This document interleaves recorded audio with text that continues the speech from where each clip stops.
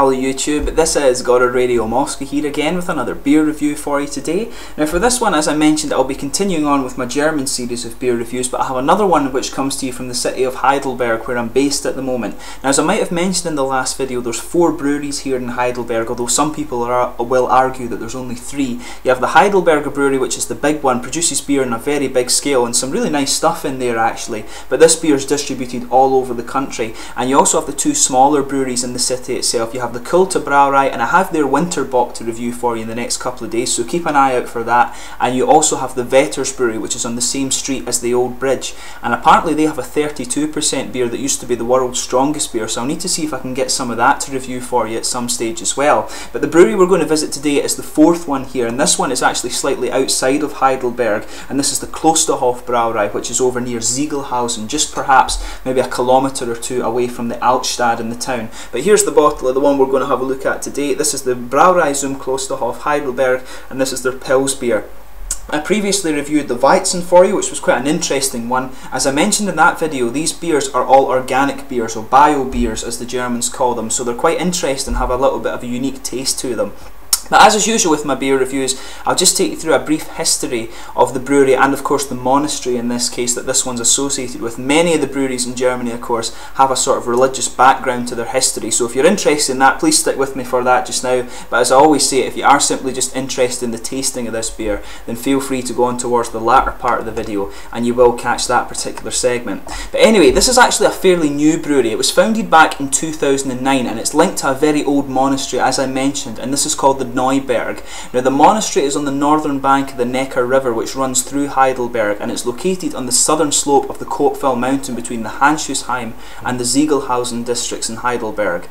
Now in 1130 the Neuburg monastery was founded as a male-only Benedictine monastery, and apparently this was a branch of the Lorch monastery. This was their mother monastery, if you like. But at the request of the first Count Palatinate Conrad von Stauffen, who had the title Lord Abbot Sieghart of Schauenberg, the monastery was changed into an independent nun monastery, and it remained as such until the year 1562. However, in 1232 the Lorch monastery, as I mentioned, the mother monastery of the Neuburg, was dissolved, and the rights of the Neuburg actually passed to the Bishop of Mainz, when the Worms monastery, and the Worms monastery actually held control of the Neuburg until 1806. Documents have actually shown that the monastery was converted into a Zisterzienster monastery with the support of the Schonau monastery in 1303, and under the Prince Elector, I believe this is the way the Germans describe the heir to the German throne, if you like, but under Frederick I the Victorious, the monastery was returned to the Benedictines in 1460, and at the time of the Protestant Reformation, which started in 1517 I believe it was, the nuns actually left the monastery, but this wasn't until later in 1562, but this led to the dissolution of the Neuburg monastery. Now, at this point the monastery was actually controlled by Brigitta, who was the cousin of Prince Elector Otto Heinrich, or Otto Henry in English as you would describe it. And the nuns, after the nuns left, she basically changed the building into an aristocratic home for women. But during her time in charge, the house was actually occupied by Prince Graft and his wife of the Stift family, and this is today why the monastery is called Stift Neuburg. Now in 1706 the monastery was turned over to the Jesuits by Prince Elector John William, but during their time they expanded the monastery and grew it until the Order of Prohibition from Pope Clemens XIV in 1773. But the monastery also became associated with the University of Heidelberg in 1798 after the approval of the Prince Elector. However, in 1804 the monastery went into private ownership and changed hands many times. It was actually owned for a while by the famous German author Karl von Weber, and later it was owned by Johann Friedrich Heinrich Schlosser from Frankfurt, who was actually a relation and friend of the famous German writer and politician Johann Wolfgang von Goethe, and they say that the building became something of a centre of romanticism, if you like. Their guests included the philosopher Friedrich Schlegel and also the writer Clemens Brentano.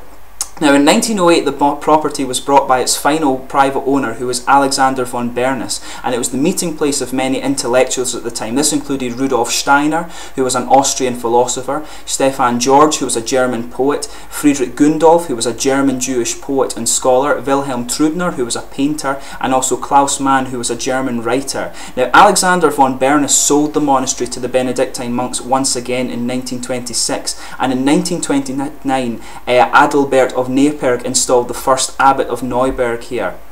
Now, the monastery underwent renovation in the late 1940s and then again in the 1960s, and 1988 actually saw the appointment of Father Francis Hegelemann, who was the 4th Abbot of Neuburg, and he actually remains in charge of the monastery to this day. But further renovations of the monastery were carried out in 2001 and again in 2010, and there are actually a total of 15 monks living in the Neuburg, and they're all actually well versed in breeding fish and cattle, but they're also well known for their horticulture as well. But as I mentioned earlier, the brewery only opened in 2009, October to be exact actually, and it is attached to the monastery, and their brew kit is actually German made, but it was bought from a defunct brewery in Mallorca in the Balearic Islands just off the east coast of Spain. But they specialise in brewing organic beer, and they only produce, usually before they actually only produced it in 0.33 litre bottles or 1/3 litre bottles, but in 2010 they decided to change to half litres with the introduction of their Pils beer, this one here obviously, and they've been further expanding their range ever since this time.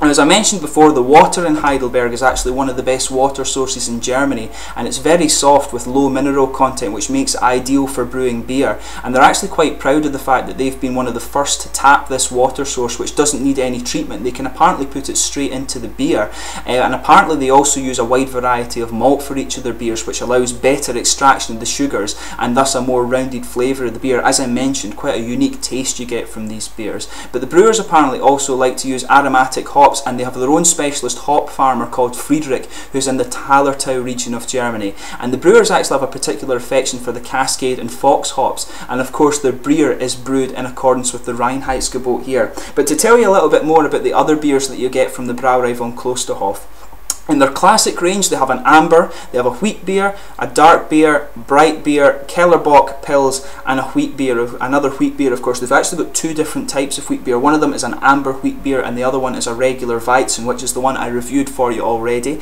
In their seasonal range they have the Advent Bock, which I believe is their winter seasonal. They have their Fox hop beer, they have the Maibock, the Marches, and also the Weizenbock as well. And they also have a number of seal beers that are matured in different casks as well. Maybe, I don't know if they maybe got this idea from Innocent Gun in Scotland or something like that, but there's a lot of aging of dark beers and stuff going on in the craft beer world now, if you like. But let's actually get on to the tasting of this beer. I'm quite interested to see what their Pils beer is like, so I'll just bring up the camera and let you have a look at the bottle art again there. As you can see, the sort of monastery house on the bottom of the beer there, and you can see the sort of hop flowers and stuff and the nice sort of malt barley, I think that is there. It's actually quite a nicely presented one there. If I bring up the top here, you can see the sort of the labels on the top of this one here. You can see this is the Brauerei von Klosterhof symbol. This one doesn't have anything on this pop top here, and as you can see, here's the back of the bottle. You can see the sort of bio markings on it there, the bio beers. As I mentioned, this one an organic beer of course. But let's get this guy out and get on with the tasting. As I mentioned to you,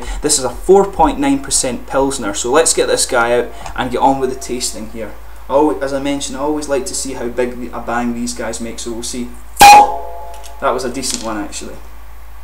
So as you can see, some good smoke on the opening there, but let's get this guy poured and see how we get on here. Very, very pale looking beer, as I see. I can pour it into the glass. Don't know how big a head this guy's going to have, but we should be able to get all of it out. Oop. Little bit crazy, but not too bad. Just wait for this guy to go down a little bit and I'll get the last of it in there. Just went a little over the top. But as you can see, it's a very sort of pale golden colour. If I hold that up to you there, I can see my fingers through it, but it does have a slight haze. There's a lot of carbonation coming up from the bottom there. As you can see, a sort of two-fingered head, if you like. It's quite a bumpy head, slightly off-white I'd say. But there's a lot of nice little bubbles coming up to the top of the beer there, and that bumpy head, you can see it's starting to sort of disapparate now, or however you would say it. But a lot of carbonation coming up from this one here. Let's just see if we can get the last of this out. Yeah, just a little bit more. And there we are. Let's get this guy closed up. As I mentioned to you before, I was picked out in one of the bars here in Heidelberg as being a foreigner by one of the locals. He said to me, in Germany you always close your beer to keep it fresher, but I just told them that in Germany they need to drink a little bit faster. But that's my Scottish mentality coming out here. As you can see, as I mentioned, a really nice pale looking Pilsner beer, slight haze to it, a nice bumpy off-white head and a lot of carbonation visible with this guy here. It actually looks like a really attractive beer, and it'll be interesting, as I mentioned, because it's one of these organic beers. But in terms of the aroma here, It's very, very mild, and this was the case with the Weizen as well. The aroma was very mild. You need to, if you try this beer yourself, you need to sort of breathe it in quite a lot and just get a lot of the smells out of this one. But I think there's a little bit of cereal grain in there, and maybe just a little bit of yeast as well. But it is really, really mild. But mainly it is a sort of cereal grain and yeasty in there. Just a little bit of grassy character as well, perhaps. And it almost, there could well be a little bit of earthy character to it, I would say. And maybe just a slight hint of fruit, but it's mainly the sort of cereal grains and perhaps the yeast that are coming out there. It doesn't really smell bready, which is unusual. It is, you do pick up that kind of yeasty character to it, but it's quite an interesting one. As I mentioned, these beers tend to be very, very mild. Perhaps it's just the way that the ingredients, with the organic ingredients and stuff, they're not so pungent, if you like. But let's give this guy a proper taste this time and see how we get on.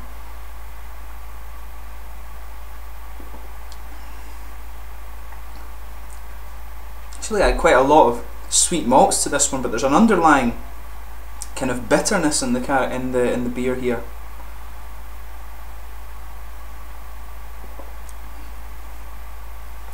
Actually has a little bit of a sort of chalky flavour to it as well. It's not like a pils I've ever had before, to be honest with you.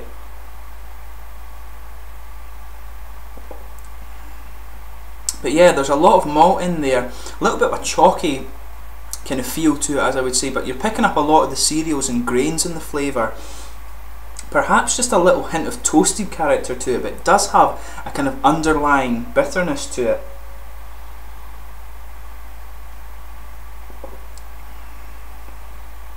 Yeah, I'm not sure exactly where that bitterness is coming from, because it's not very fruity or anything like that. It's more of a kind of chalky bitterness, so I'm not sure if that's mainly coming from the malt or exactly where that's coming from here. But the grassy character that you can smell a little bit of in it is very, very subdued actually.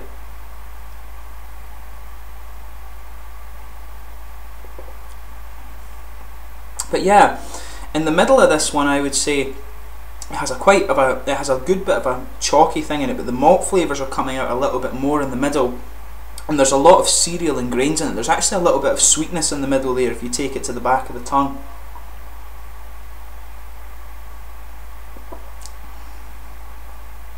Yeah, you're getting a little bit of sweetness, sweet cereals and grains if you take this one to the back of the tongue, I would say.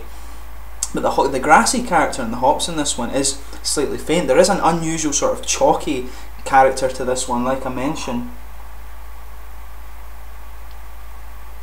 It's interesting, a very unique pils actually. In terms of the mouthfeel of this one, I would say it's slightly oily.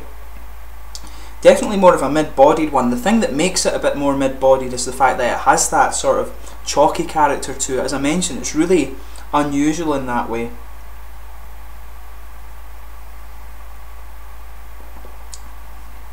The carbonation is actually quite smooth, but on the front of the tongue it has a little bit more of an attack to it, I would say. And as I mentioned, it's slightly, that bitter character that's lying through this beer is making it slightly dry, which isn't something I've really experienced with many German Pilsners actually. As I mentioned, this one does seem to have quite a bit of unique character to it. Maybe it's due to the fact that it's one of these bio beers, an organic beer if you like. But yeah, it's an interesting one. I mean, overall, like I mentioned, it has that unusual kind of chalky-ish character to it, but it does have an interesting malt base, and as I mentioned, it's interesting to try a beer that's one of these organic beers if you like, but I think this is maybe what gives it that sort of unusual chalky mouthfeel, and you've got a slight bitter character to it that comes throughout, and it makes it a little bit dry. So depending on how you like your Pilsner beers, you know, give this one a try. But as I've said a couple of times in this video now, it is a unique one. If you get the chance, give it a go and see what you think. You might be quite into the bio beers if you like, the organic beers. As I mentioned as well, these ones have a very, very mild aroma. It just must be something to do with the brewing process and stuff that goes into it. But as I mentioned in my last review of these ones, the monastery isn't very far away from me, so I'm going to see if I can go up and actually speak to the brewers and see exactly how they do this. And I've got another 3 or 4 of these beers to do for you over my time in Heidelberg, so I will get up to the monastery at some point. I just wanted to do this one, so I was spreading them out a little bit and not doing about 5 of them at once and stuff like that. But anyway, if you have tried this beer yourself, please let me know in the comments section your own thoughts on it. I hope the beer review has been informative for you if you haven't tried this beer yourself. As I mentioned, a very unique pils that has an unusual sort of feel of the style, if you like, so give this one a try if you're into that particular style of beer. Let me know in the comments section your own thoughts on it. But thanks again for watching my beer reviews, and please like, subscribe, share, all the usual YouTube stuff. I'll have some more German beer reviews for you in the next little while. Cheers.